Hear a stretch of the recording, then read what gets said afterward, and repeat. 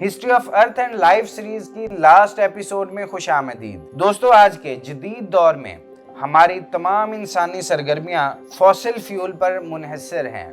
ये fossil fuels अरबों सालों पर मुहीत जमीन के इर्तिकाई मराहिल में तैयार और जमा हुआ था। अब हम इस ईंधन को जिस तेज रफ्तारी से इस्तेमाल कर रहे हैं, तवक्को की जा रही है कि फॉसिल फ्यूल्स की बाकी मिकदार 2025 के बाद तेजी से कम होगी। इससे पहले भी एक बार ये अज्यूम किया गया था कि फॉसिल फ्यूल्स साल 2100 तक खत्म हो जाएगा। ताहम शेल गैस इनकलाब की वजह से इस डेप्लीशन में 100 साल की ताखीर हुई। मेडिकल टेक्नोलॉजी में तरक्की और मुतनासिब खानों की मिकदार से आबादी में बहुत तेजी से इजाफा हुआ है। इसके नतीजे में खाने की संगीन किल्लत 2030 के आसपास होगी। एक अंदाजे के मुताबिक करीब 3 अरब मुहाजिरीन को दूसरे मुमालिक में पनाह गुज़ीन होना पड़ेगा। ताहम 2050 में 10 अरब की पीक के बाद दुनिया की आबादी सन 2100 तक 5 अरब तक कम होने की तवक्को है। 2050 तक बढ़ती हुई आबादी माहौलियाती आलूदगी का संगीन सबब बन सकती है। मुतअद्दिद आलमी चैलेंजेस इंसानी मुआशरों में इज़्तिराब को बढ़ा देंगे। ऐसी सिचुएशन में इंसानों का मुस्तकबिल क्या है?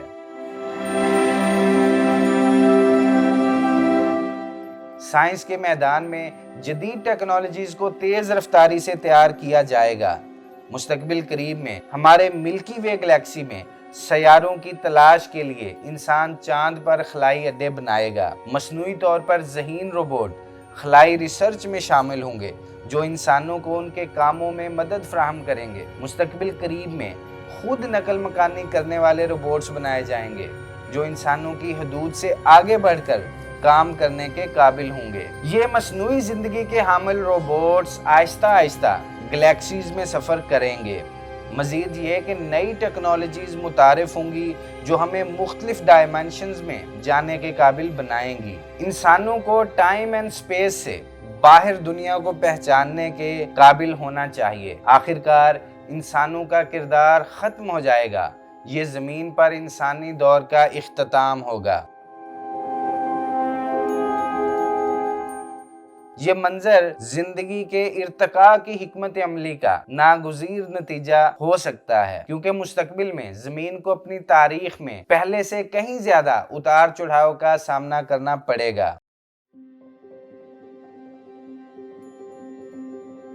आज से 200 मिलियन साल बाद तमाम बर्रे-आज़म मिलकर एक सुपर बर्रे-आज़म अमेज़िया तश्कील देंगे, जिसका सेंटर मौजूदा बर्रे-आज़म एशिया होगा।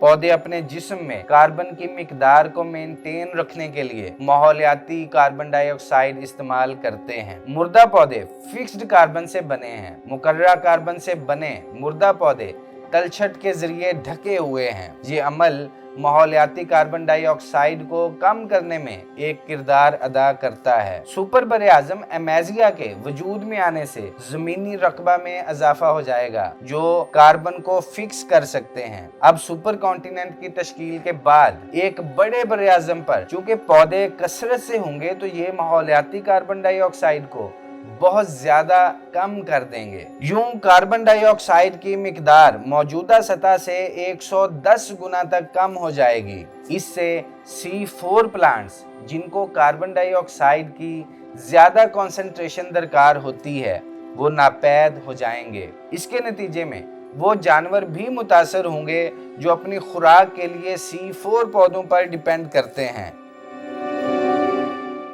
गुज़श्ता 600 मिलियन सालों से समुद्री पानी कम हो रहा है क्योंकि इसे हाइड्रोस मिनरल्स की शक्ल में मेंटल में मुंतकिल किया जाता है। बिलाखिर ये सिलसिला प्लेट टेक्टोनिक को खत्म कर देगा। एक कूलिंग प्लेनेट का यही मुकद्दर होता है। सबडक्शन जोन के साथ आतिशफशां सरगर्मी रुक जाती है, पहाड़ों की आवाज रुक जाती है। कटाव की वजह से जमीन को माहौलियाती तब्दीलियों का सामना करना पड़ता है। बैरूनी कोर को अब ठंडा नहीं किया जाता और जियोमैग्नेटिक फील्ड गायब हो जाता है। तब सोलर विंड्स जमीन के माहौल को तबाह कर देंगी। उस वक्त सतह के माहौल में रहने वाले बड़े कसीरुल जहती जानवर यानी मल्टी सेलुलर एनिमल्स मादूम हो जाएंगे, खत्म हो जाएंगे। जब समंदर गायब हो जाएगा, समंदर में जिंदा बच जाने वाले जानवर भी मर जाएंगे। आखिर में जमीन की सारी जिंदगी खत्म हो जाएगी। शमसी सतह की हरारत से जमीन की सतह का टेम्परेचर 500 डिग्री सेंटीग्रेड तक बढ़ जाएगा। जमीन वीनस की तरह का एक सियारा बन जाएगी। एंड्रोमेडा नामी गैलेक्सी हमारे मिल्की वे गैलेक्सी से टकरा जाएगा। इस तसादुम की वजह से सितारों की शरह पैदाइश वक्त के साथ बढ़ जाती है। वो सितारे सुपरनोवा धमाकों से गुजरेंगे। शदीद कॉस्मिक रेज की जमीन पर बमबारी होगी।